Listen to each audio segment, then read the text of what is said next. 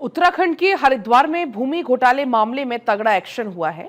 नगर निगम के भूमि घोटाले में हरिद्वार के एक जिलाधिकारी, उप जिलाधिकारी और निगम के आयुक्त को तत्काल प्रभाव से सस्पेंड कर दिया गया।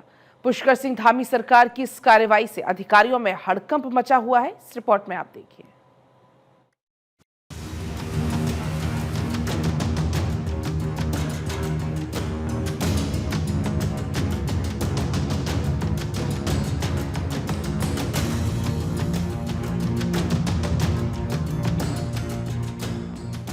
उत्तराखंड के हरिद्वार में भूमि घोटाला मामले में तगड़ा एक्शन हुआ।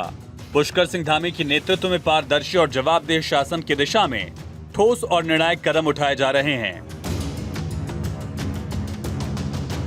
सीएम धामी ने कहा कि हमारी जीरो टॉलरेंस नीति के तहत कार्रवाई राज्य की प्रशासनिक कार्यशैली में एक निर्णायक बदलाव मानी जा रही है।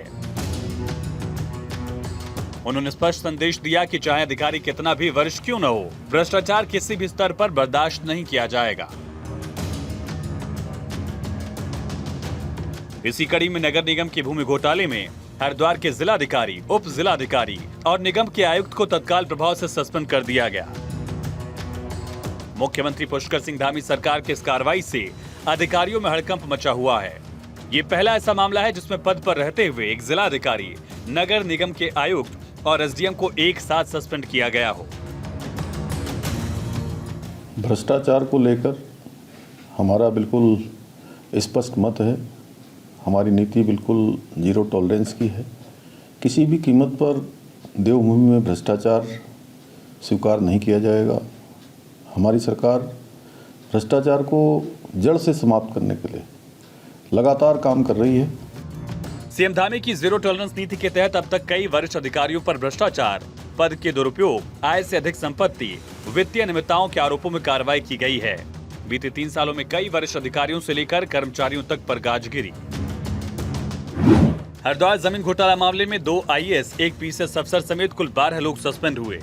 रामविलास यादव आईएएस अधिकारी आय से अधिक संपत्ति और भ्रष्टाचार के गंभीर आरोपों में जेल में गए।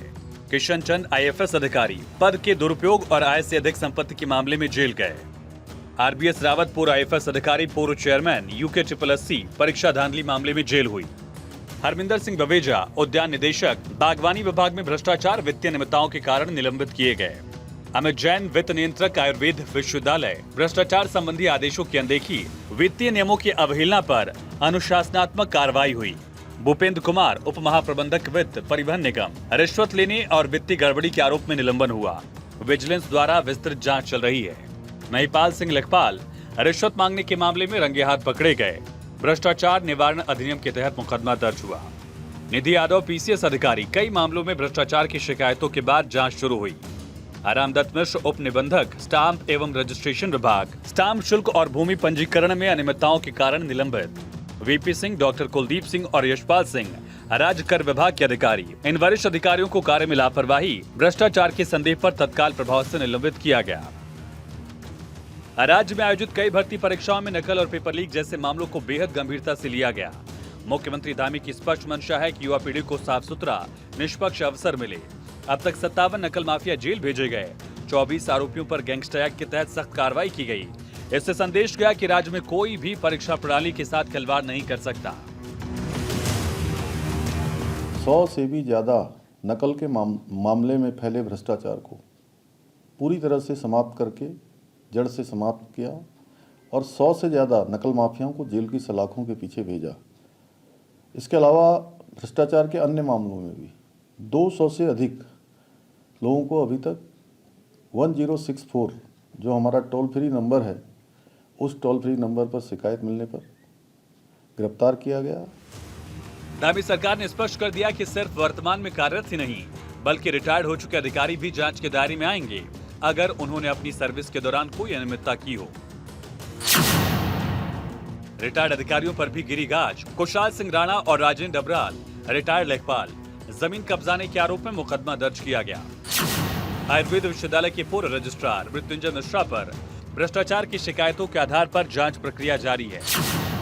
जीपीपीओटी पंतनगर के सीनियर गोदाम अधिकारी रजनीश कुमार पांडे पर आय से अधिक संपत्ति मामले में केस दर्ज किया गया। धामी सरकार ने साफ संकेत दिए हैं, भ्रष्टाचार किसी भी स्तर पर बर्दाश्त नहीं किया जाएगा। इस मामले में आगे की जांच तेजी से जारी है। जांच में किसी भी अधिकारी कर्मचारी का नाम आया तो उस पर सख्त कार्रवाई की जाएगी। Bureau report, Bharat 24।